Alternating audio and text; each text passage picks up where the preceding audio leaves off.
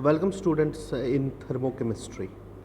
बेटा अब हम थर्मोकेमिस्ट्री का यहाँ पे आपको प्रिसाइज कुछ बातें बताएंगे बेटा, फिर उसके बाद हम इसमें क्वेश्चंस सॉल्व करेंगे both for JEE level and NEET level. बेटा पहली बात है कि अगर हम थर्मोकेमिस्ट्री की बात करेंगे, इसमें जो पहला कंसेप्ट आता है वो होता है कि एक्सोथर्मिक रिएक्शंस कौन सी होती है। एक्सोथर्मिक रिएक्शंस वो होती है जिसमें हीट रिलीज होती है। अगर हम सिंपल एक्सोथर्मिक रिएक्शन लेंगे जैसे न्यूट्रलाइजेशन रिएक्शंस होती है या कंबस्शन रिएक्शंस होती है। न्यूट्रलाइजेशन रिएक्शंस जैसे हम बताएंगे कि एसिड और बेस आपस में मिलके साल्ट फॉर्मेशन एंड वाटर बनाते हैं, वहाँ पे एनर्जी निकलती है बेटा, उसको हम बोलते हैं एक्सोथर्मिक रिएक्शन। और यहाँ पे इस रिएक्शन को हम बोलेंगे न्यूट्रलाइजेशन बोलेंगे बेटा। दूसरी बात है कंबस्शन रिएक्शन, जैसे कि अगर हम C+O2 की बात करेंगे that gives CO2 that will also dissipate energy there. Next is endothermic reaction, उसका उल्टा है बेटा, यानी कि एब्जॉर्प्शन ऑफ हीट होती है यहाँ पे किसमें, एंडोथर्मिक रिएक्शन में। तीसरी होती है thermo neutral reactions. Thermo neutral reactions कौन सी होती है बेटा, यहाँ पे वो रिएक्शन जिसमें न हीट निकलती है न एब्जॉर्ब भी होती है बेटा, उन रिएक्शंस को हम बोलते हैं थर्मो न्यूट्रल रिएक्शंस। यानी कि यहाँ पे अगर हम देखेंगे thermo neutral reaction delta H not is equal to 0 होता है बेटा।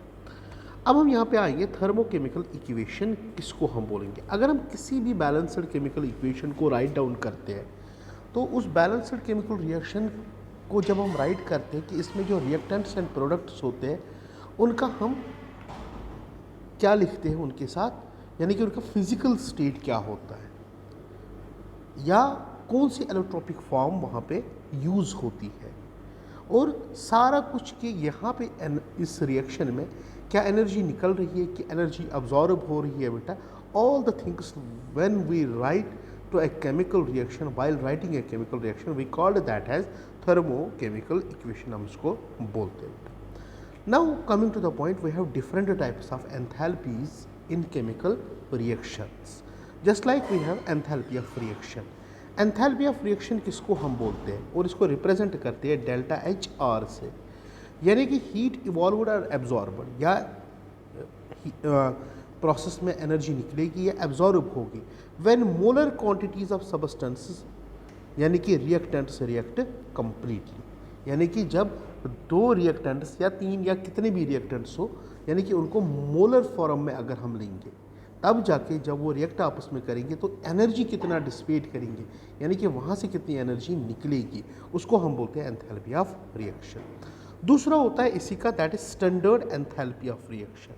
स्टैंडर्ड एंथैल्पी ऑफ रिएक्शन और एंथैल्पी ऑफ रिएक्शन में इतना ही फ़र्क है कि स्टैंडर्ड एंथैल्पी ऑफ रिएक्शन में हम स्टैंडर्ड स्टेट्स लेते हैं, यानी कि यहाँ पे अगर हम लेंगे एटमॉस्फेरिक प्रेशर लेंगे बेटा 1 एटमॉस्फेरिक प्रेशर, या अगर हम टेम्परेचर की बात करेंगे हम लेंगे 25 डिग्री सेंटीग्रेड टेम्परेचर लेंगे बेटा, यानी कि स्टैंडर्डाइज्ड कंडीशन जहाँ पे लेते हैं उस टाइम हम बोलते हैं, या अगर अमाउंट ऑफ सब्सटेंस 1 मोल हम लेंगे उस टाइम हम बोलते हैं उसको स्टैंडर्ड एंथैल्पी ऑफ रिएक्शन बोलते हैं बेटा। Now coming to laws of thermochemistry, there are two important laws, one we call as Lavoisier and Laplace law।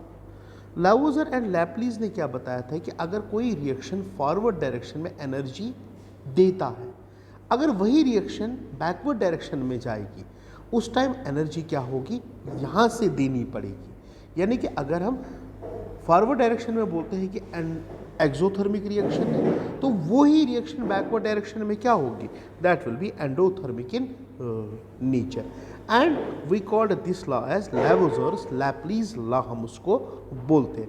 यानी कि energy change is equal and opposite in reversible reaction, याद रखना that we called as Lavoisier's and Laplace's law हम उसको बोलते हैं। Now coming to next point, ये था पहला। दूसरा है हेसिस लॉ। कौन सा law, Hess's law. Hess's law भी बहुत ही इंपॉर्टेंट लॉ है।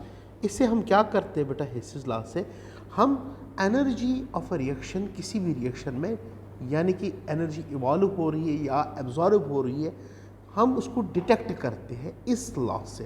That is heat change in a process of a process is same whether the process is taking place in one step और इन सेवरल स्टेप। ये बोलता क्या है यहाँ पे, ये बोलता है कि अगर कोई रिएक्शन एक ही स्टेप में रिएक्टेंट से प्रोडक्ट में जाएगा या वही रिएक्शन इन मल्टीपल स्टेप्स में जाएगा।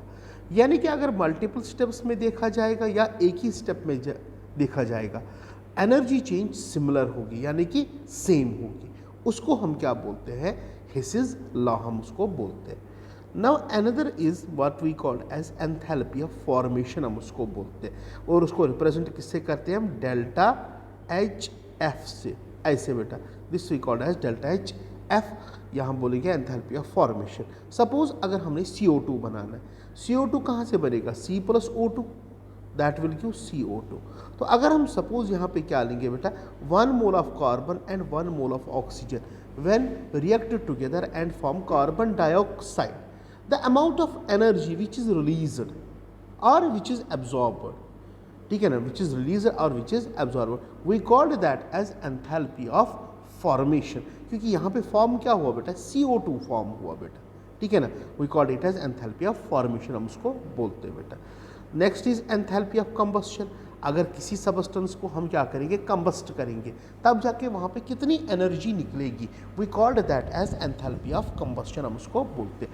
यही एग्जांपल हम लेते हैं यहाँ पे कि अगर हम हाइड्रोजन गैस लेंगे, उसको O2 के साथ कंबस्ट कराएंगे, तब जाके क्या बनेगा? वाटर बनेगा। और यहाँ पे एनर्जी जो निकलेगी वो निकलेगी -115.0 किलो कैलोरीज पर मोल के हिसाब से, and this we called as enthalpy of combustion, हम इसको बोलते हैं यहाँ पे, ठीक है ना।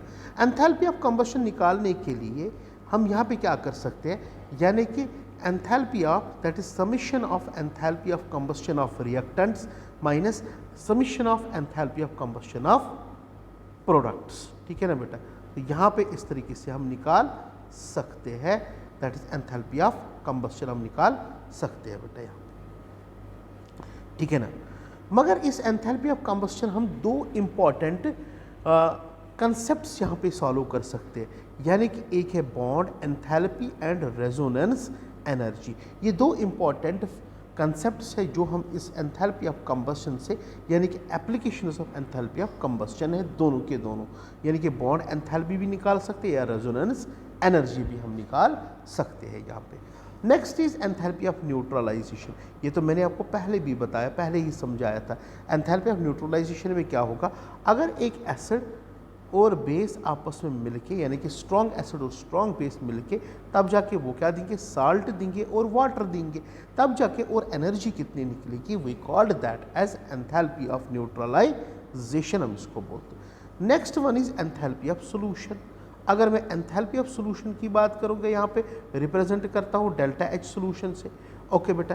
तो यहाँ पे क्या होता है कि the change in enthalpy when 1 mole of a solute is dissolved in specified quantity of solvent at a given temperature। एक एग्जांपल दूंगा बेटा मैं एंथैल्पी ऑफ सॉल्यूशन यहाँ पे। सपोज अगर मैं यहाँ पे NaCl डालता हूँ, पानी में डालता हूँ, किस में डालता हूँ? पानी में तो NaCl क्या होता है बेटा?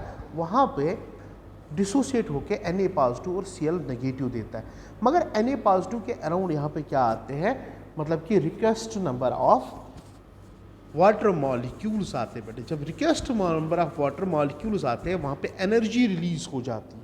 क्या हो जाती है? रिलीज हो जाती है, या हम उसको बोलेंगे सॉल्वेशन एनर्जी भी बोलते हैं, या हाइड्रेशन एनर्जी भी हम उसको बोलते हैं बेटा। And that energy we called as enthalpy of solution, हम उसको भी बोल सकते हैं यहाँ पे, ठीक है ना। तो यहाँ पे नेक्स्ट हमारे पास है, ये तो हुआ एंथैल्पी ऑफ सॉल्यूशन हो गया।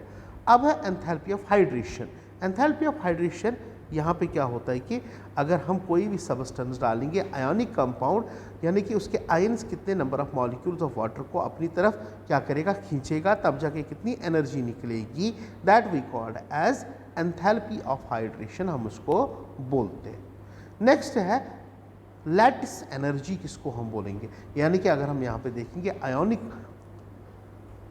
मॉलिक्यूल्स जितने भी होते हैं बेटा, वो क्या होते हैं कि जब सॉलिड स्टेट में जाते हैं, वो क्या होते हैं कि मतलब कि उनके आयंस, यानी कि positive negative positive negative positive negative, यानी कि ये स्ट्रीमलाइज होते हैं या रेगुलर फैशन में यहाँ पे मतलब कि आते हैं बेटे। जैसे आपने सॉलिड स्टेट पढ़ा है, वहाँ पे क्या बनती है? एक लैटिस बनती है, यानी कि क्या बनती है वहाँ पे? लैटिस। तो वहाँ पे कितनी एनर्जी रिलीज हो जाती है? जब क्या होता है कि कोई आयोनिक कंपाउंड फॉर्म होता है फ्रॉम इट्स आयन से, तब जाके हम उस एनर्जी को हम बोलते हैं लैटिस एनर्जी, हम उसको बोलते हैं।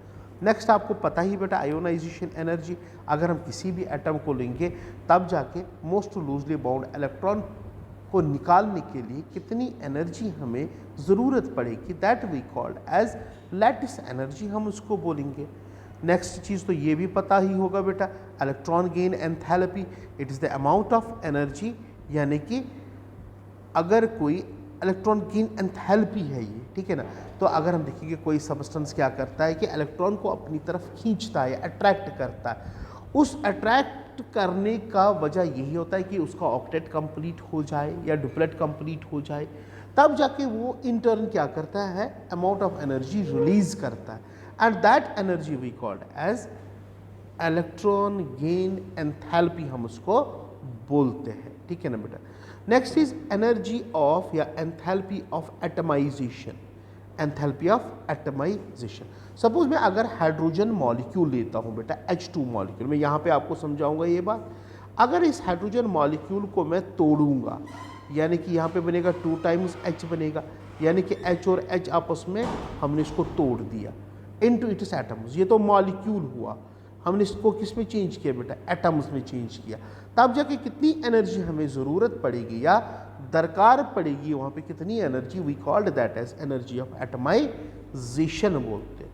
लास्ट एनर्जी होती है जिसको हम बोलते हैं एनर्जी ऑफ ट्रांजिशन। ट्रांजिशन क्या होता है बेटा, ट्रांजिशन स्टेट कौन सा स्टेट होता है बेटा, ठीक है ना। यानी कि अगर हम देखेंगे there are various types of allotropic forms here, यानी कि अगर मैं ग्रेफाइट को डायमंड में चेंज करना है या डायमंड को ग्रेफाइट में चेंज करना है बेटा, या और भी एक एग्जांपल दूंगा, अगर हमें सल्फर की बात करेंगे, हमारे पास मोनोक्लिनिक है, हमारे पास है ऑर्थोरोम्बिक, हमारे पास है बेटा, ठीक है ना, सल्फर्स हमारे पास है।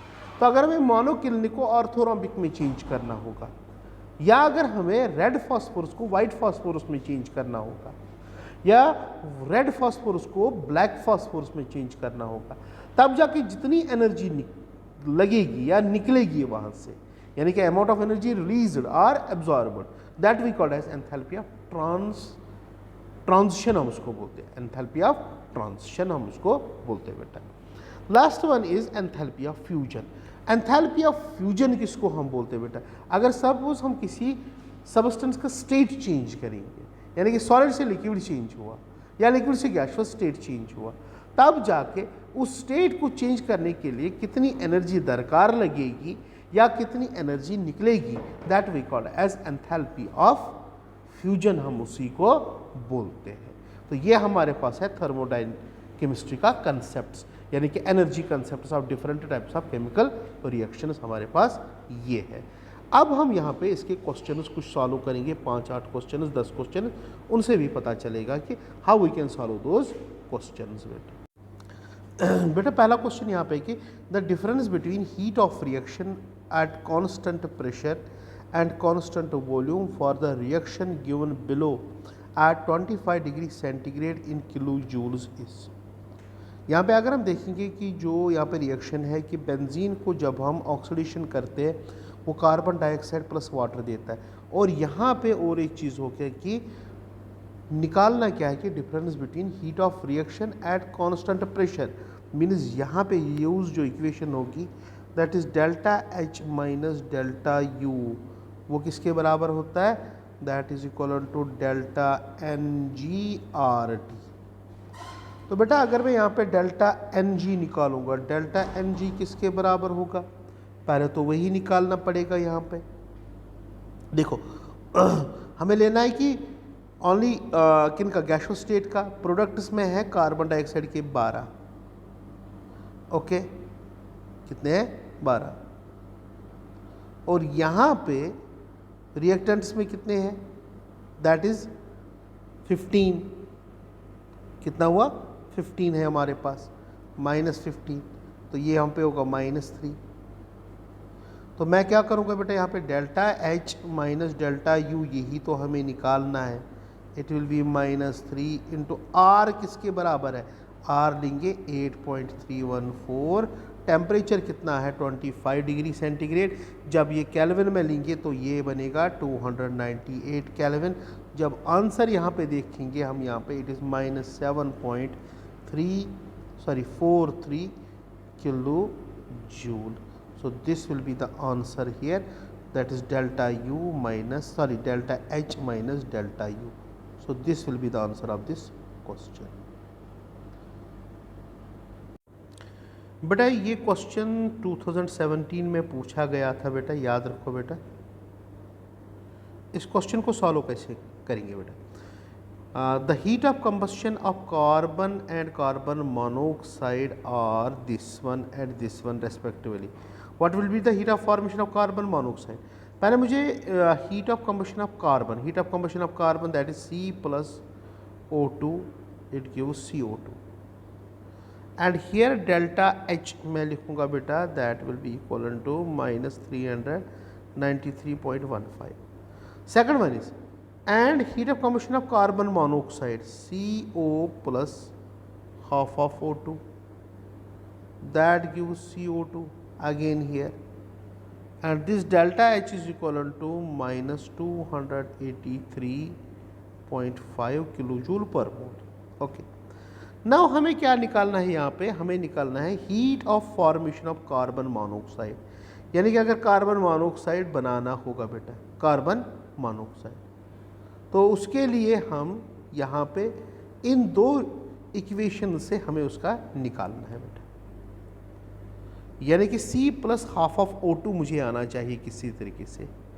C plus half of O2, that will give C plus half of O2, या हम बोलेंगे C plus O2 that give CO plus half of O2. वही तो होगा कि नहीं बेटा? ठीक है ना. तो अगर मैं यहाँ पे इक्वेशन फर्स्ट इसको मानूँ, इसको इक्वेशन नंबर सेकंड मानूँ, मैं क्या करूँगा? इक्वेशन नंबर सेकंड को रिवर्स करूँगा पहले. तो मैं क्या लिखूँगा बेटा? CO2 that give CO plus half of O2. ये बन जाएगा बेटा इक्वेशन नंबर थर्ड. और यहाँ पे जो डेल्टा H होगा रिवर्स हो जाएगा, वो पॉजिटिव बनेगा 283.5. अब मैं सिंपली क्या करूंगा बेटा? Add equation 1 and third.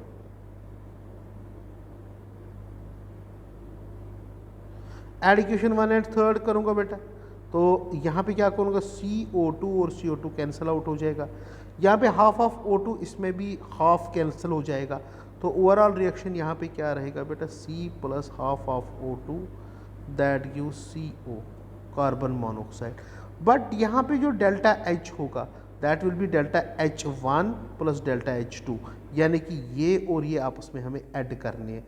It is -393.15 plus 283.5, and the answer of this question will be equal to, that is -110 kilojoules per mole.